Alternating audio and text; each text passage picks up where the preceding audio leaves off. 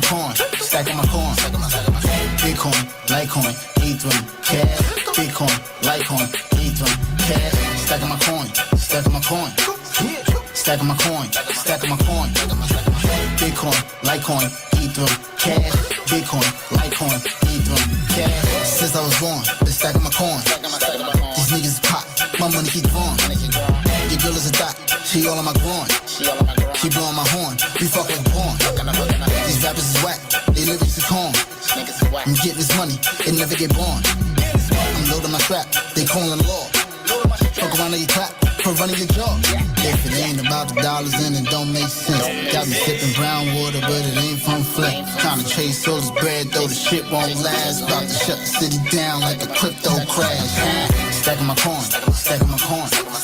Stacking my coin, stacking my coin. Bitcoin, Litecoin, Ethereum, cash. Bitcoin, Litecoin, Ethereum, cash. Stacking my coin, stacking my coin. Stacking my coin, stacking my coin. Bitcoin, Litecoin, Ethereum, cash. Bitcoin, Litecoin, Ethereum, cash. Yeah, it's your boy Crypto Blood. I don't have my soundboard, people. I don't have my soundboard. We're just doing it live. We're doing it live. Arculus giveaway. One lucky subscriber. I should actually change that track to one lucky member, YouTube member. That's who we're giving these Arculus hardware wallets out to. So make sure you guys hit that like button. Definitely join the member subscription area on my YouTube as well. Support the team. We're growing. Got payroll now. So look, support the team where you can, because we're going to take it to the next level the rest of this year and beyond. So make sure you hit that like button. Make sure you guys share. And let's go ahead and get this started. Shout out to my man, Trek, for joining us today. What's going on, Trek? Yo, what's going on, bro? You all right out there in B More? You in Baltimore? You back in the B More? In the B More. Oh, shoot. My bad, bro. All good. All good. So everything good out there? What's the weather look like for you?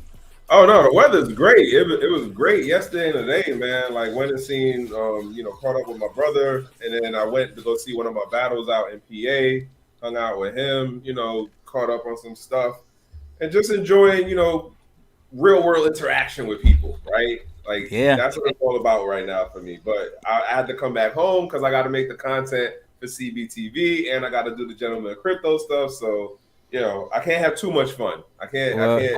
Again, ladies and gentlemen, this guy is in high demand. He's on Gentlemen of Crypto. Make sure you guys go follow them if you don't. He's on CBTV. He's on ESPN. He's on. About two of the longest running crypto channels that's like black faces in this Facts. Space. If you've been here for a minute, through the Bears, through the Bulls, yeah. Yes. Sure enough. It ain't too many folks, y'all. It ain't, man. It ain't. Shout out to Gentlemen of Crypto. Shout out to the 3 people that's watching right now. Come on, man. Go share the video, ladies and gents. It's funny though, because you know we haven't given any of the Arculus wallets away yet. So attempts made, people are not claiming. Attempts made. It's a difference. There's a difference. Attempts made, people not responding. And these are my members. These are paying members. So it ain't like it's on some fugazi weird stuff.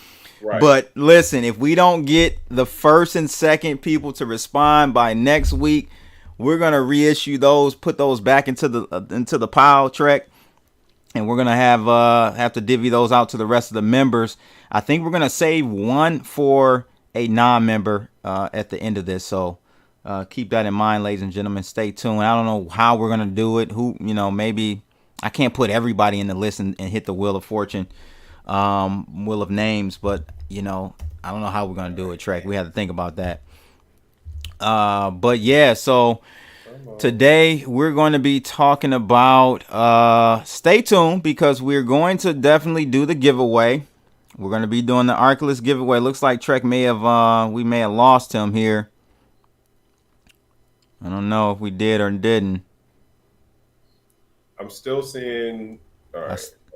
I still got audio from you. I just don't have visual. So I don't know what's going on there. But we are doing, ladies and gentlemen, a giveaway at the end of this video. We're going to shoot the shit a little bit before so.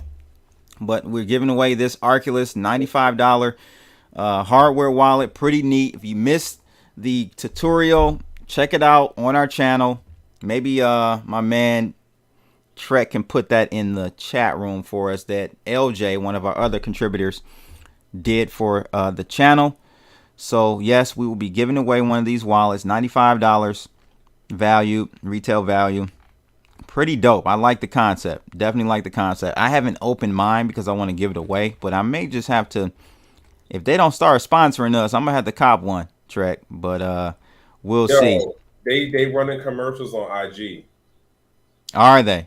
They running commercials on IG. Okay. I will say this though, bro. I don't believe the numbers.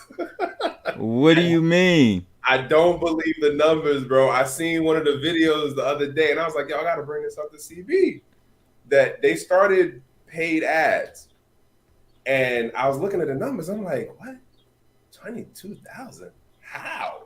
22,000 likes? Get the hell out of here. Like, no way. Like, that's funny. But listen, I'm not knocking y'all in regards to paid ads and stuff like that. I'm not knocking y'all.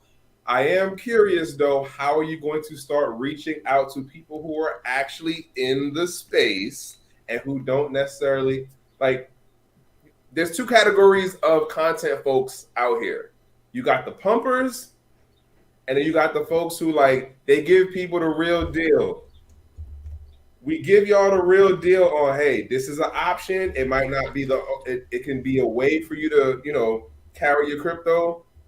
And in general, of any kind of like how-to reviews or breakdowns of any of these different companies and products or services, it's not all of it just we painting it like everything is rosy. Like we telling you about the downsides of it too. And X amount of companies don't want that, right? They want you to paint them as the best thing ever since sliced bread. But if you look at things from a security perspective, as well as just on the end of ours as a brand thing of like, people know us to keep shit real.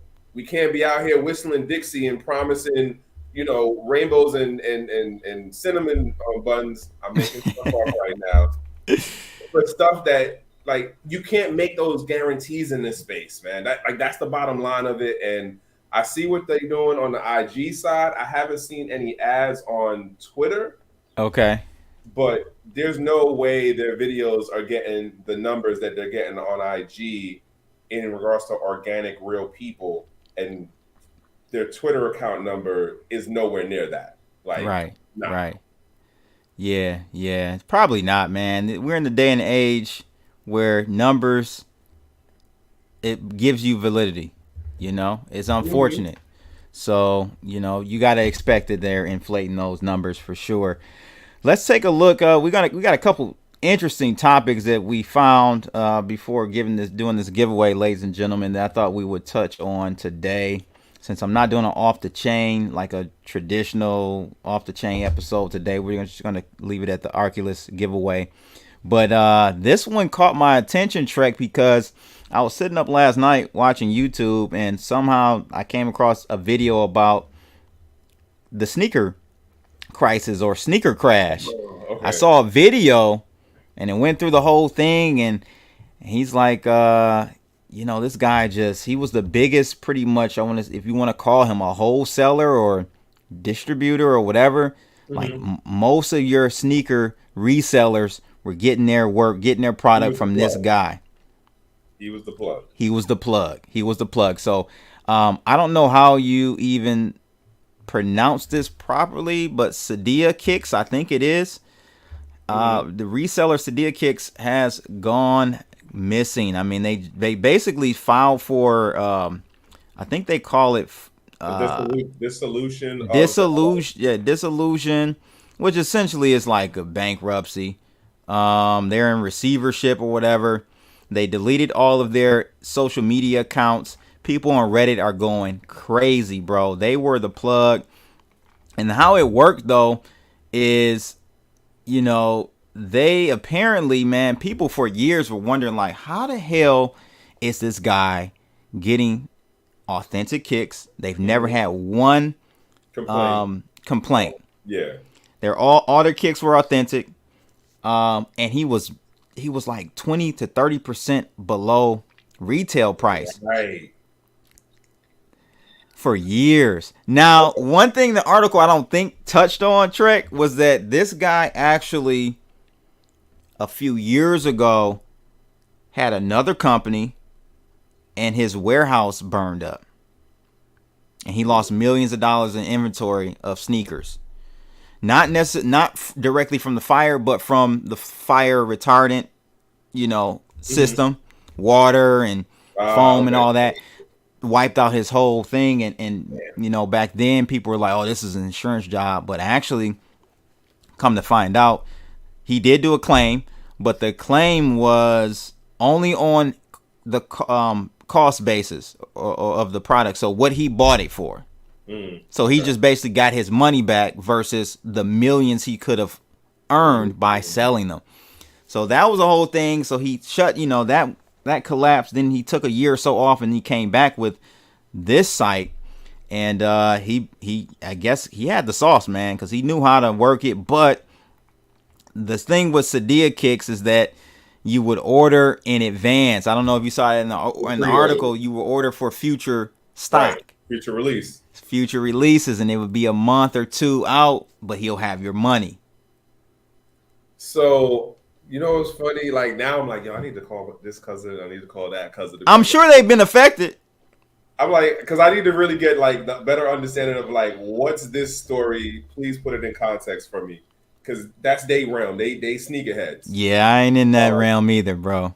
So yeah, but like I don't know. It kind of the way that it's written in complex. It kind of reads funny. Where I would argue like if you saw It almost sounds like he didn't have a proper business plan as far as I need someone to track how the finances is going and then do business development and expansion and have systems in place to deal with the scaling. Like that's what they kind of, the way that they break down or at least use as an explanation of why they dissolved the business was the business was scaling too fast and it was too much to do. And so now we're at a point where it's really bankruptcy because it was more debt than assets. That sounds like you didn't have a actual business person dealing with your operational development and how you would scale out once the orders reached a certain number. And then the last part throws in the FBI part of it, which is like, oh, that might have been why you didn't have a business development person, because you can't run a shady business per se and have illegal activity. Have an above board employee, right?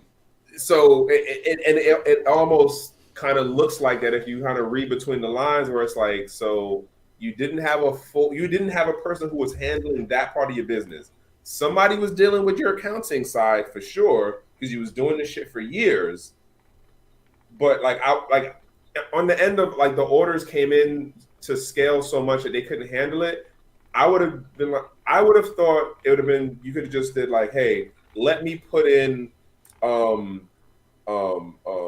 stoppers on how many you can order, as far as if you have been with us for, let's say, 2 years, 3 years, new accounts, you can only order one max number of, like, let's say a dozen kicks per, like, you could have put in artificial controls to like throttle how the orders were coming in. So one rumor out there, and people probably wondering like, what the hell does this have to do with crypto? I'm going to get to it. My whole theory about potentially what this could be. I have to admit, I'm not the originator of this theory, but I like it. Okay. One theory is that this was a Ponzi scheme, Trek.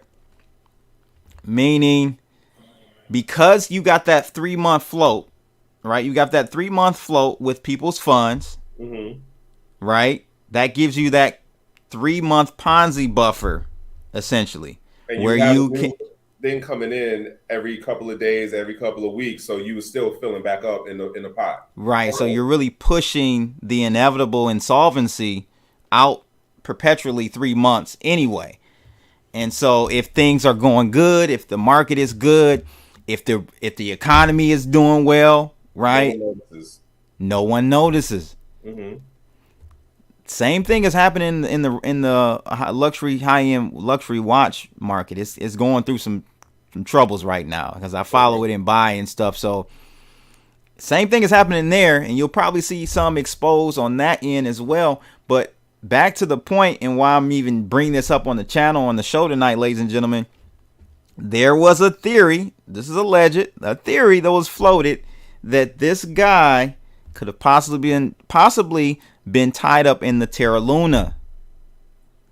20% kickback, the APY, staking there, right? Mm-hmm. Taking the millions of dollars in accounts receivables that he knew he had for 3 months because stock wouldn't be, Okay. And boom, the timing is perfect. The timing makes sense. I guess. What's your take? What's your take on that? I can see how that correlation can be made based on the timing. Right. Based on the timing, I can see how that correlation can be made. But unless someone can be like, yo, here's this wallet address that we can somehow connect to him or say that he has influence over, I need a little bit more than timing. I need a little bit more than timing. Of course, because we don't want to fall for the causation correlation fallacy, right? We don't want to do that.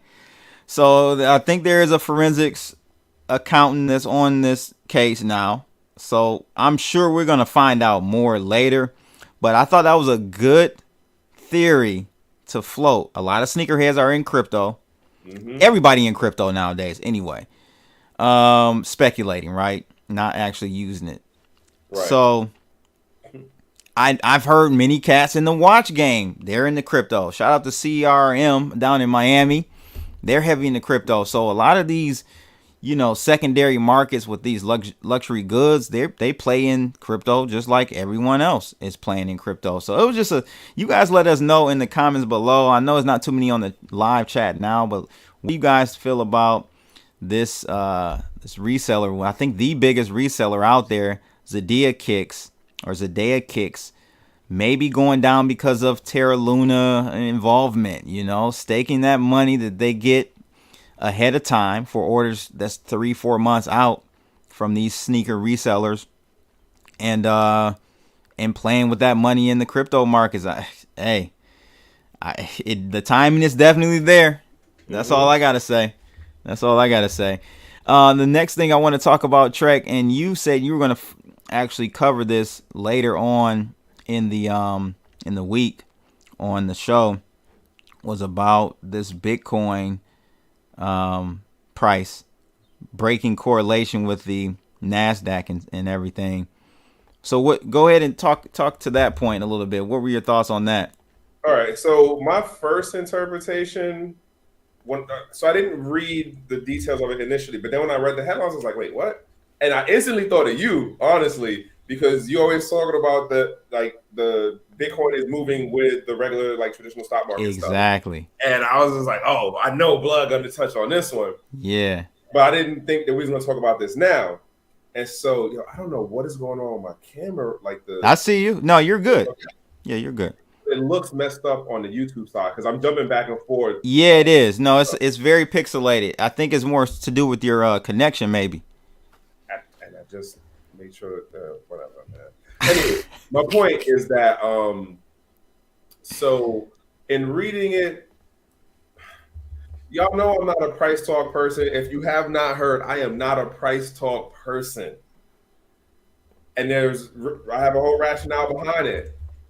But the way that this article reads, it doesn't sound like they're talking to regular crypto retail people.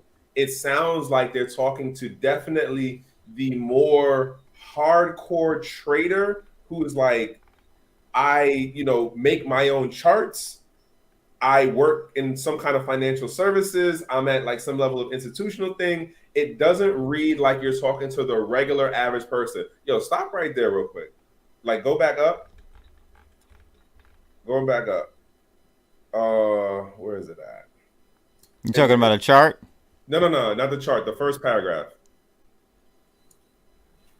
Are you talking about the the delta skew? No, that was like this. That was a couple of paragraphs later on. But the way that the wording of this is you're not talking to regular folks, man. Like I could sit in on a Clubhouse or a Twitter Spaces, and you don't hear the regular average person talking about where is it?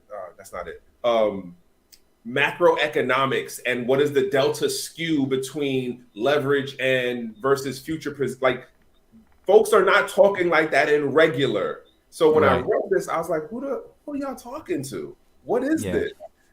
Now, does it not mean that there is some kind of decoupling happening? No, that's not what I'm saying at all. What I'm saying is the way that they're trying to explain this doesn't sound like they're trying to talk to the regular retail part of the community or the segments of this bigger thing we call crypto.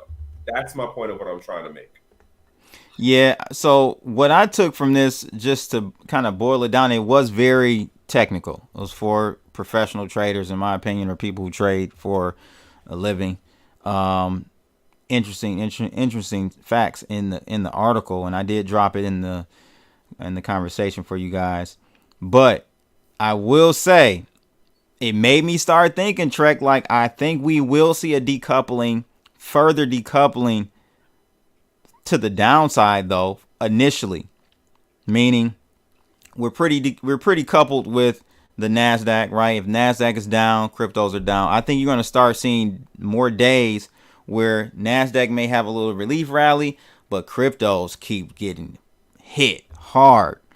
I really do think that's coming, just because this space is pure speculation. It's more speculative than the stock market, right? Okay. So quite naturally, you're going to see those capitulation events and those moves down be more violent and be more persistent.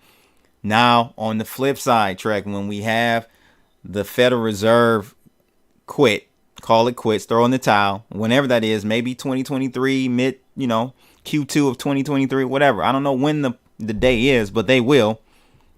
They're going to throw in the towel because there's going to be so much carnage in all of these asset classes. When they throw in the towel, you're going to see Bitcoin just go like cryptos are going to go crazy. So I think you're going to see a decoupling from the upside to on the upside as well. When it does come, I just don't know when. Here's what I would throw in on this. I agree that there will be more of a decoupling, but I think that what it would look like on the outside is people are going to see the push of like traditional stocks and investment vehicles go up, right? But not understand what mechanisms are being used on the back end to keep it pumping. And for those who are not in the cool people's club, you're gonna be like, oh, my stock is doing this. Oh, like I need to get in, or I need. People are gonna move in on the FOMO. On that side of it, on the crypto side of it, I think that there will be a movement of where, like you said, that like there'll be a downside, right? But it will also be off of certain people playing games in the market to get folks to, you get scared on this crypto side, you're going to run back to traditionals. Traditionals do a crazy ass tank. You can't move fast enough to get back over to the crypto side. And I say it this way because for the things I'm paying attention to right now, arguably there is a recession happening in various market sectors, and like in real world of people are not having the money, or people are not having the sustainable income funds from a quote regular job or for whatever their savings were to be able to deal with the regular parts of life. So if you're not going to be spending the same way to go get whatever electronics, whatever Tesla car, big purchase and stuff, we already hearing about stuff going on in the housing market and people defaulting on loans and stuff. My point is that real world shit is going to start being publicly seen, and stocks and that traditional side of the market is going to react to that. But people who weren't paying attention to the crypto thing before, if they were, they're not going to be able to move fast enough to jump back on the crypto side. And if you didn't touch it at all, you don't even know where to begin to try to get in on the crypto side. Right. Yeah, so, I can definitely agree with you there.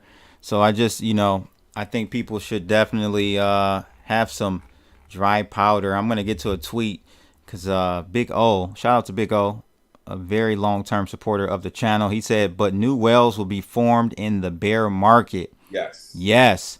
And I put out this tweet the other day, Trek, that kind of to that point. And let me see if I can bring it up. It was a few days ago. I tweeted out because it just came to me. And I said, remember this, in bull markets, you make money, but in bear markets, you get rich. So it's so important, in my opinion. I tell people this all the time on my channel.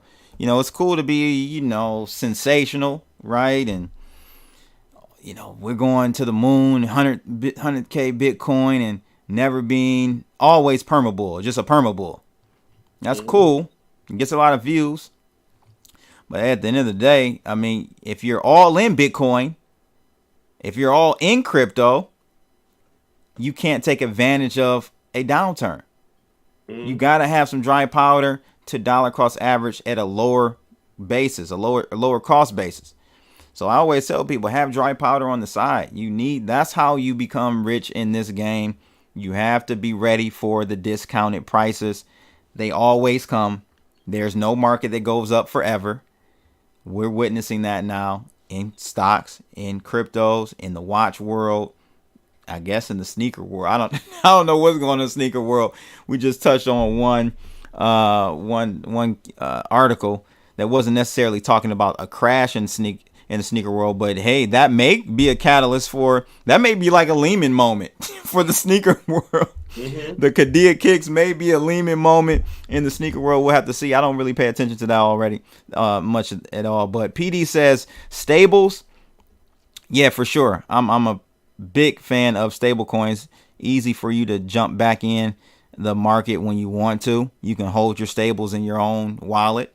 You don't have to keep it on the exchange. So yeah, stables. Just don't, use some that have history like USDT. You can use USDC as well. I'm not a fan of them, but they are audited on a quarterly basis, I believe, right, Trek? I'm not even 100 on that one. Yeah.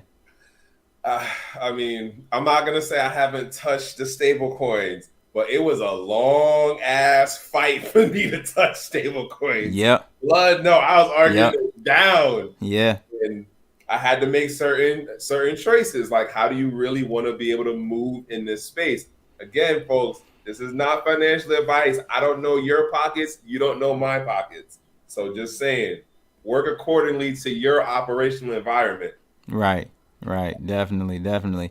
So yeah, back to what, just kind of a quick reminder. This video is for the Arculus giveaway. $95 retail value. We're giving away another one today. This is giveaway number 3. This is going to all YouTube members. Okay, I did have a guy join last week. Shout out to him. I forgot his name, but he did join on the last live stream. So I did add him into the mix. So hopefully he wins. But we're going to do that at the end of this video. It's coming up soon. We just got a couple more topics to cover. One being, oh man, Luna 2.0 is here. Shrek, everything is all back to normal. We have no fears. Luna 2.0 is here. I mean, bro, like arguably it's Ethereum Classic all over again. A little bit. That's what they're calling it. Luna 2.0 is in the building. Right, but then it's just like, it's kind of a different angle, like, and we still don't have all of the details on the back end. And when I say the back end, I'm talking about like who has their hand inside of the company that is producing Luna, like who are those? All of those folks, and like we got what went on like on the smart contract side of it, the algo side of it. Okay, fine. But I think I'm more concerned, and I'm not saying I'm concerned as far as like, oh man, I got a bag of this. I don't. I give two licks about this. But I'm more looking at for the folks who are just really running to this thing on the speculative side of it. Are y'all also taking into consideration and throwing up the same talk about like fundamental analysis? Who are the new set of backers that are on the back side, the business side of this deal with him? Like, who really agreed to this? Actually, I don't think anybody. It was actually the community. The community voted. It passed by like 60-something%. This new revamped Luna 2.0. And, you know, I don't know the details fully because I didn't go through it all, but something like, I think 30% of the coins are being locked up. No, 70% of the coins are locked up for a 2-year period.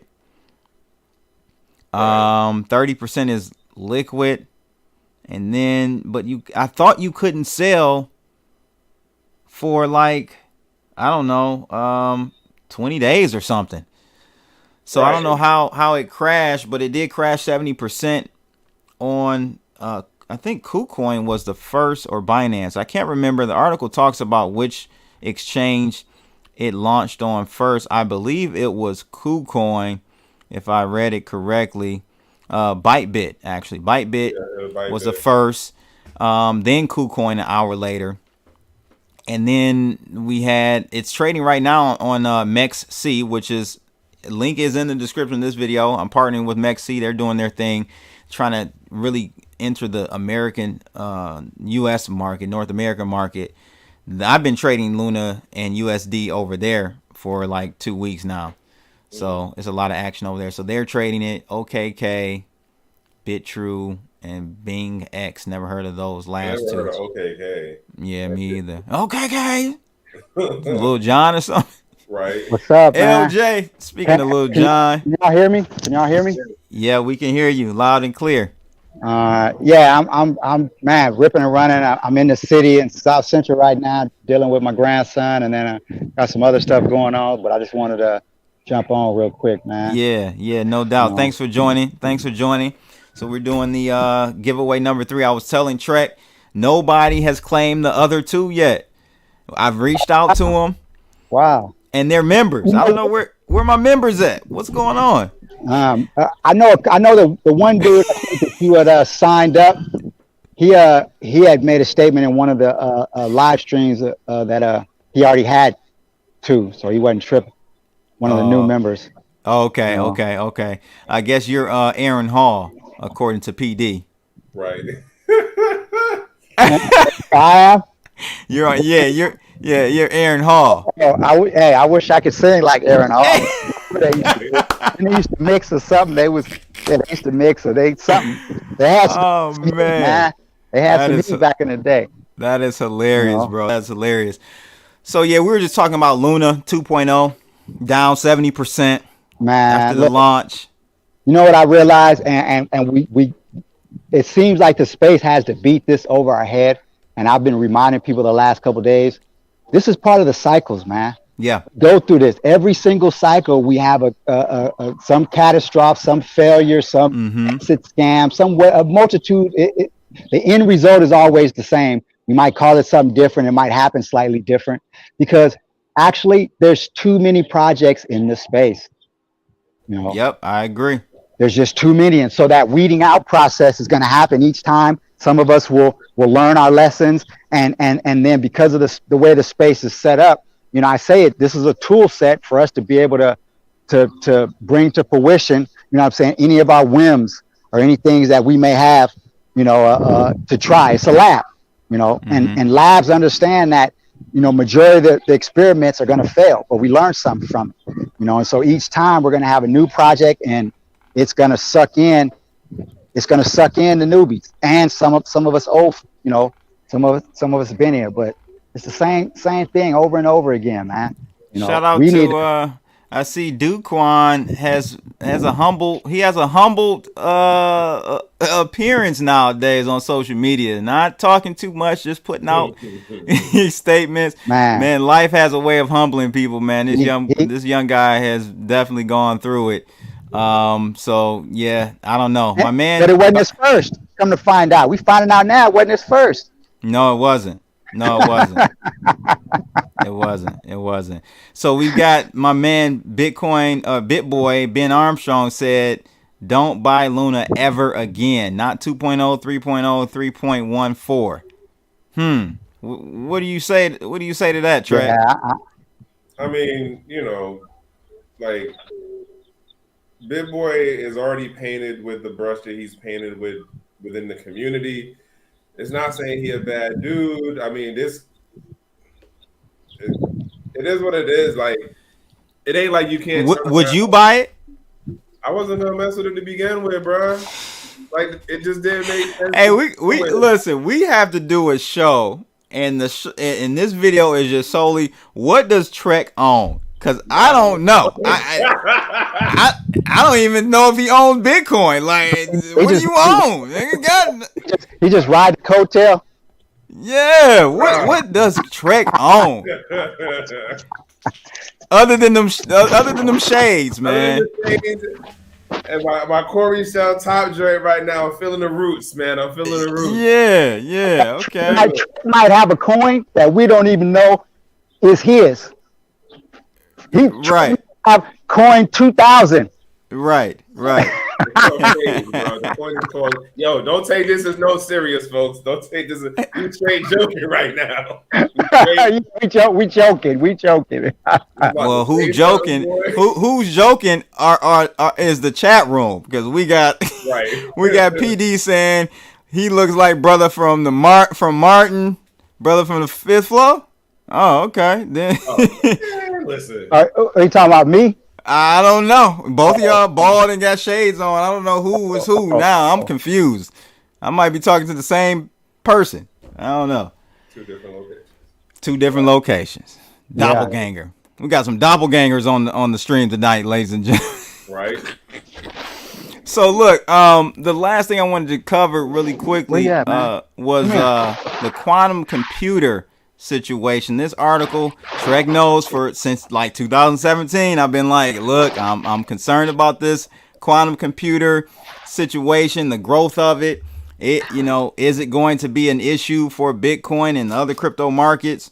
Well, this article basically says that it isn't going to be an issue for some time. I've known that for a while. LJ, what are your thoughts? I've known that for a while, man. When we first had that whole initial FUD, or that whole story, I don't remember who it was, but I read or listened to a few people kind of make sense of it. And, the first thing is this, okay, when that computing comes, what's stopping us from incorporating it? And then, secondly, that's, Bitcoin is probably going to be the least of our worries, because our whole grid, is it could be attacked. So that'll be the least of our worry. Right, and we touched on that one live stream. Maybe it was the last one or the one before last. That's the same point I brought up, LJ. I said, if it does happen, if AES is compromised, or any of those other, where's the sound coming? I think it was from LJ. But if any of those other encryption methods are cracked, this is the last thing of concern. We got nuclear codes and systems that could be compromised, and we can end up shooting off missiles to ourselves or whatever, Just water and power in these major metropolitan areas, man. Imagine the chaos, no water for 3 days, 4 days. Right. Now the one thing that is, I thought in this article that was interesting, and I don't know if I can find it right as we're looking through this, but it did talk about, like, if they say we're about 10 years out, they think, so I'm going to say 5 years, just to be on the safe side. They say 10 years out from any of these, basically, in order to crack a crypto blockchain like Bitcoin, we would need 3 million qubits of power. I think we're at about 1,000 qubits right now. The best machine out there. But what they were talking about is if we did, and as we get closer to that point, we do need to upgrade the network. We will need to upgrade Bitcoin's network. That's going to be the challenge, because you got to get 51% of the nodes to upgrade. Right. And then everyone that has a wallet would need to go through this like registration, like update to go from 128 bits to 256 keys. And we know, like, if you have any old wallets, like the Satoshi wallets, probably are not going to be touched. That'll be the first wallet to go after, or the first wallets, plural. What's your take on that, Trek? So when I saw that part of it, I was like, man, imagine though if activity happened for an upgrade, if we got to that point, like, so what is that? Let's say nearly 20, that would be like over 15 years of no activity to then all of a sudden have some level of activity. That alone, as far as activity from that wallet, is going to it would have some kind of ripple effect through the market. Yes. Yeah. And the other part of, if there is no activity and then somebody's able to figure, like, if no activity happens for an upgrade, I would imagine somebody would figure out how to grab it, and sell it, within like dump it, right? Dump it on the markets. And that would be another thing. That would be another thing to do. Like, but like either one of those scenarios would definitely affect the space from a price perspective. From a price perspective, only. But on the tech side of it, it's like, well, so on the tech side of it, and I'm really just throwing out some left field hypothesis. If there was activity, let's say randomly one day, activity happened where the upgrade was coming into play. Like, I don't know if the core developer folks are necessarily always reactionary to developments in the bigger space, whether it be blockchain, crypto related, or other things outside of crypto. But if Satoshi as the individual or group are as smart as, like, we've all made the lore sound of them to be, imagine if some activity started ahead of time and then like X amount of months later, all of a sudden there's this thing like, hey, guess what? We got, quantum computing. And like, I think that would be a thing too, to be like, wait, so why did, like, the correlations and the speculations of what people would think about it on the technical side, I think is more interesting to me. Like, I get the price part of it, yeah, but like the technical parts of was someone paying attention and looking at the development of things that could be of danger or could be incorporated in other technologies. And if you saw activity of where something looked like that was going on in those particular wallet addresses, I think that would be the more interesting thing to me personally. I'm gonna say this. This is Crypto Diamond speaking right here.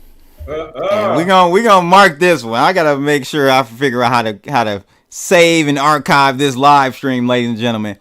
If Satoshi is dead, okay, and we're going to get to the point where quantum computing can hack these 128-bit keys. That's without a doubt, right? If he's dead, you're going to have quantum computers hack those wallets and flood the market with Bitcoin, crashing the price of Bitcoin big time, right? My question is, are collectively, the community, are the exchanges going to blacklist the Satoshi addresses so that they can't sell them on traditional markets? That's going to be interesting to know. What's your take on that? Here's one for you, because Reggie brought this up the other day that Craig Wright won the copyright thing over in London, right? So, and folks, understand, we throwing out some real, scenarios as far as down the road hypothesis shit, right?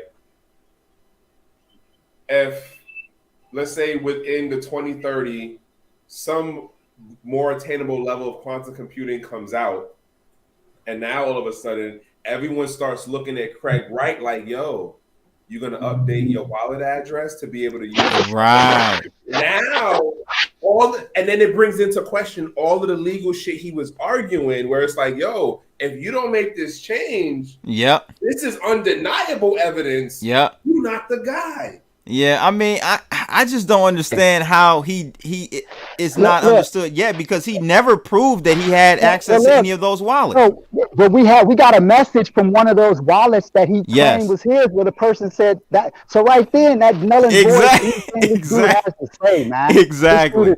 Now, I'll tell you something that over the last couple of days that really has me concerned is the Reggie patent. I love him. And the brother should get everything he got coming. But when I've actually started listening to some of the stuff he's saying, and he's almost covering everything a layer or so above Bitcoin, man. That means we'll never be able to inspire for anything truly decentralized. We got to start from scratch. I disagree. We're gonna have to start from scratch. You know, he's saying that any transfer of digital assets on a DLT, for the most part, like all the swaps, uni swaps and all that, he's got all that covered.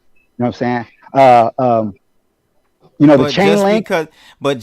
See, my issue is, of course, it's still a battle. It's still a battle. But what I'm saying is that if it turns out even a portion of what his claims are, that could be far more dangerous to the space than quantum computing.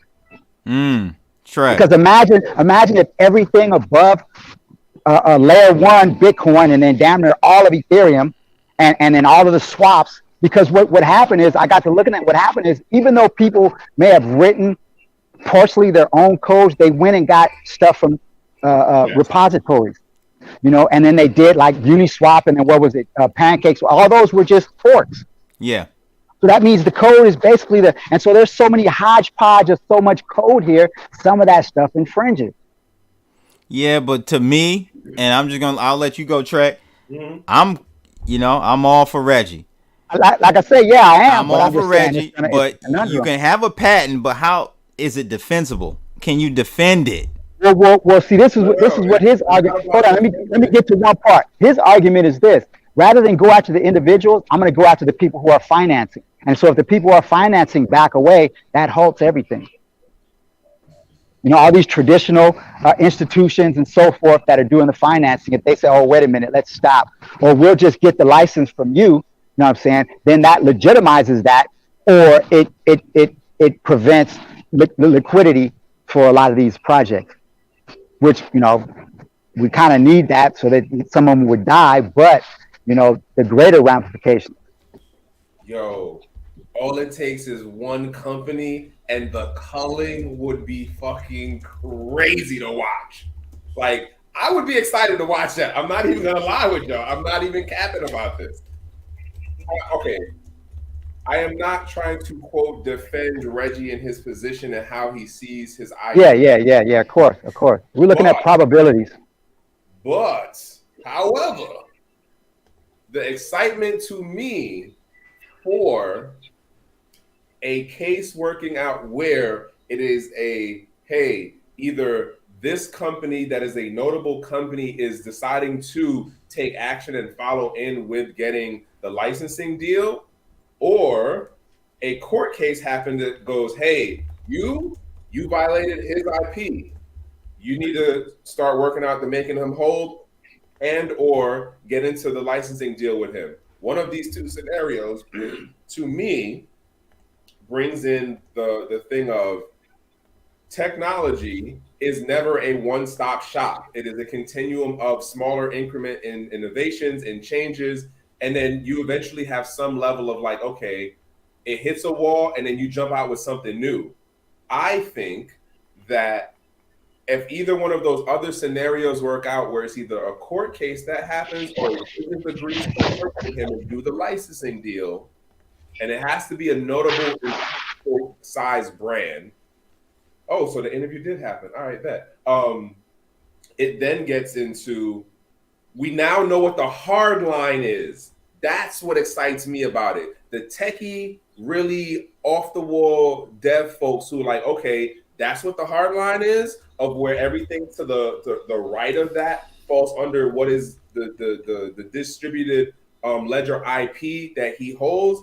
Got you. Okay, now let's start figuring out some next stuff. Because Reggie said one or two things to me over our different conversations, and I'm not saying we all besties, but I have interacted with him enough at this point to understand that even he understands there are some technical limitations to what his IP, the patent that he holds here in the States and over in Japan, covers from a technical aspect.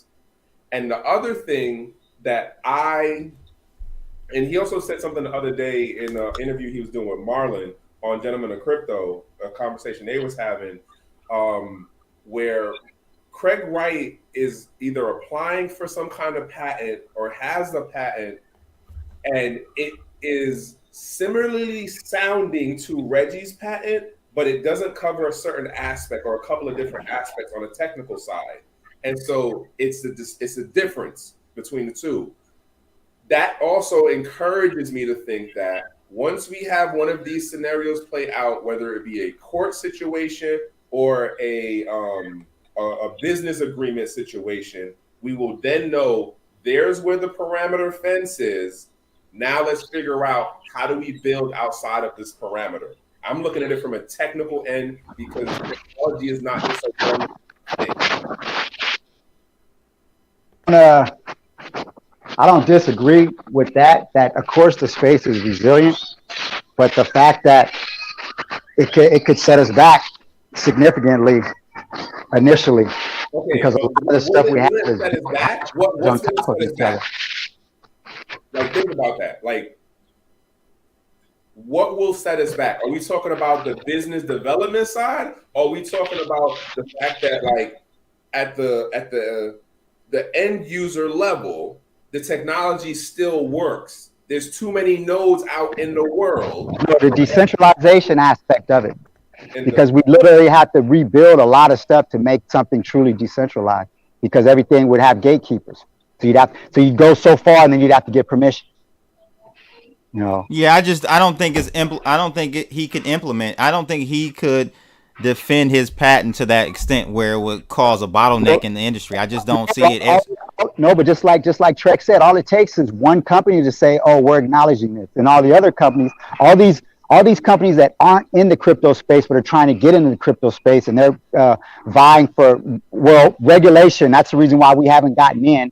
Those companies aren't going to get in, or they're going to get in through that licensing, which is going to create a door that requires permission, and that's going to be the door where a lot of people. I think we're heading in the direction of DAOs. You know, where he says that he has the patent for that. He said, because he claims he's the first original DAO. So see what I'm saying? So now we literally have to rewrite all of this stuff. We couldn't just say, "Hey, you know what?" Okay. Just because he's saying that, do you believe that, LJ? Do you? This is what I'm saying. I don't know whether it's true or not, but what I'm saying is that if his patents do cover that, and he is claiming that he was the first DAO, so considering the fact that this dude was writing patents back then, I would have to assume that maybe he was writing a patent for that, because if he was one of the first DAOs, you know what I'm saying, he would have wrote something similar. He would have used some of the concepts that were in his patents, you know. Well, and then I'm gonna still counter it, just like how Alan has said it back when. Shout out to Alan Hannon. We got to get Alan back on the show. Alan in a minute, and then like how Crypto and Culture, my boy Kenzie, how he said it too. He was like, "Yo, how are you going to enforce that? How are you going to enforce it?" Yeah, and I agree with Reggie that if you're saying that you form some kind of entity or company, or you're using traditional financial or investment style entities to put into that organization, if you want to put it under a DAO, he could, with the way that this patent thing is set up, he can reach out and touch those folks. But if you're saying, if you figured out some other kind of mechanism that is outside of that scope, let alone how are you going to then go out and but you got to realize, look how much have we done? how much work has been done just to get to the point to where we're at. So that means that means we literally have to start from scratch. I don't think so. I don't think so either. I don't think I so. don't. A lot of these platforms, like I say, all that Uniswap stuff, all that stuff is stacked on top of each other. All that stuff is entangled with a bunch. Those are companies. Chain link. But someone would just take all the code and fork it, and then it's the same thing. That's how Uniswap and the other swap, because they forked. But what he's saying is that the fork didn't change anything because you copied something that was already infringing. No, what I'm saying is fork it, and then there's no one to come after. If the community launches it, if a DAO launches it. Yeah, but that's where he's saying I'll come after the major corporations. So the individuals, we can continue on with just us. But it still boils down to, if you're saying that you're following traditional structured business models, then that's your playing field. Yeah.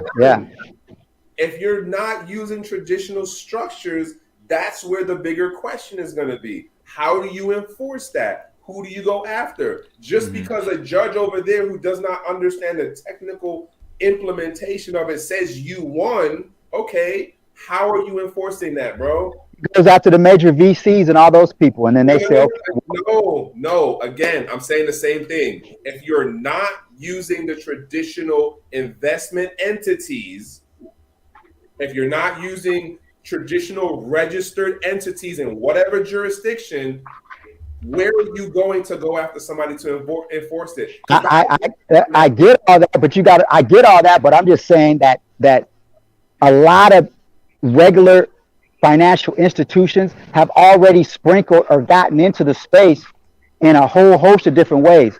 And so that will stop the ones in the future from going down that road. Yeah, it won't stop us from doing stuff, but that's still going to be a hiccup in the space. It's not going to stop the space and freeze, but it'll be a hiccup. And we'll have to start from square one on a lot of things. We'll have to rebuild, or we'll have to use it just amongst ourselves, which means that we'll never expect VCs or traditional institutions to get involved because they'll be liable for suits. What do you guys think about what Big O said? I think Reggie is being selfish. Bitcoin founders don't have a patent. Yeah. And that's where look. You know what made me really like realize how dangerous this was. Even though I agree with the personal property and all that, is I did some research and found out one of the reasons why we couldn't get the ingredients that was in those shots was because of IP. That's what they claim. Wow. Hey, we can't give you that information because that's IP protected. Guess what? It goes even deeper. The reason why we can't get information about Wuhan and about the companies that may have done business with is because they're saying that infringes upon IP. So now imagine this, somebody forcing you to do something, but telling you don't have the right to know what's in that because of an IP, but you're forced to do it. Bruh, how about that doesn't even work in this space because all of it is already out in public. Right. But it's still that most major corporations don't want to have lawsuits. So now you're talking about a whole segment. No, I'm counting you on that one. To some degree, yeah, true, they do to some degree, but a lot of them don't. If it's obvious that they're going to be attacked initially, then they're not going to fuck around. I said this to Reggie, and I've said this to other people.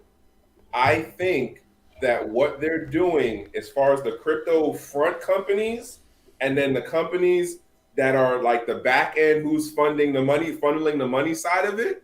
I think what they're doing, and I'm also adding in a couple of different other conversations that I've had, is that they're running the banking industry game of, we're going to do all of the questionable, borderline ethic violation stuff, legal borderline things that we can do until either it becomes public knowledge and then we have to stop because it came out in public, or some legal entity comes after us. And then we have to just pay out a fine and go about our business. Because at this point, we all know that X amount of the activities that banks do, they pad in how much the legal fee is going to be.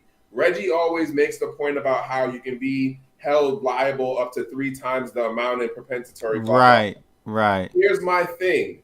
And again, certain things he said to me lead me to also think this thing of, certain players in this thing have gone to legal firms and been like, listen, here's what I want to do. Will this put me in jail, or will I just have to pay a fine?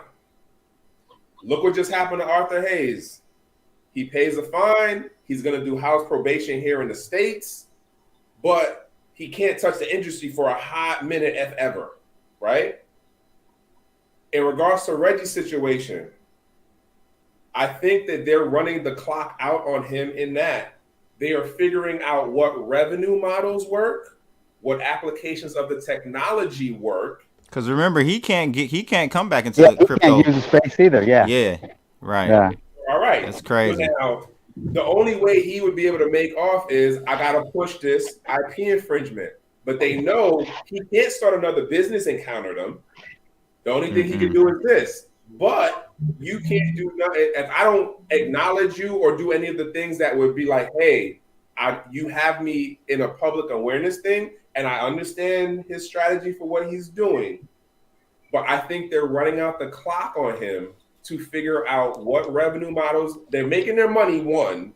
They're figuring out the revenue models, two. And then they're figuring out what the technical workarounds are. So when whatever, either the legal situation happens for one of the major companies, whether it's international, or whether a business partnership happens with someone who says, yes, we're going to do the licensing deal, then you're going to see the tide switch. And then there's going to be a whole nother argument or other things that go on about the technology beyond blockchain or beyond the way that it was used in regular cryptocurrencies. And I think that's what X amount of these folks are waiting on, because IP stuff is civil law. It's not criminal. No one's going to jail for violating an IP law. Right. They're playing out the clock on him, in my opinion. And yeah, I'm with you. I'm with you too, but we've been flapping our gums for an hour and 2 minutes now. That went by fast. Was supposed to only be 30 minutes, but definitely, guys, share this video with your friends and families. It was a lot of great topics covered tonight. So people need to definitely check this conversation out, because we talk about the real in crypto and connecting the dots and giving you real good content. So definitely share this video. And get people more involved with this conversation. Let's go ahead and get to the actual drawing for tonight. Again, is the Arculus hardware wallet. Our man LJ did a full video on that. If Trek can drop that video in the chat room again, I know he did earlier. He did a tutorial on setting that up. This is a great wallet. LJ really likes it, and so we're going to be giving away one right now to all eligible members. Are people who are YouTube members, I should say. So let's see what we got. Let me just stop the screen and share the other screen really quickly. Bada boom, bada bing. You ain't got to worry about a thing. Let's hit that spin button and see who won this week.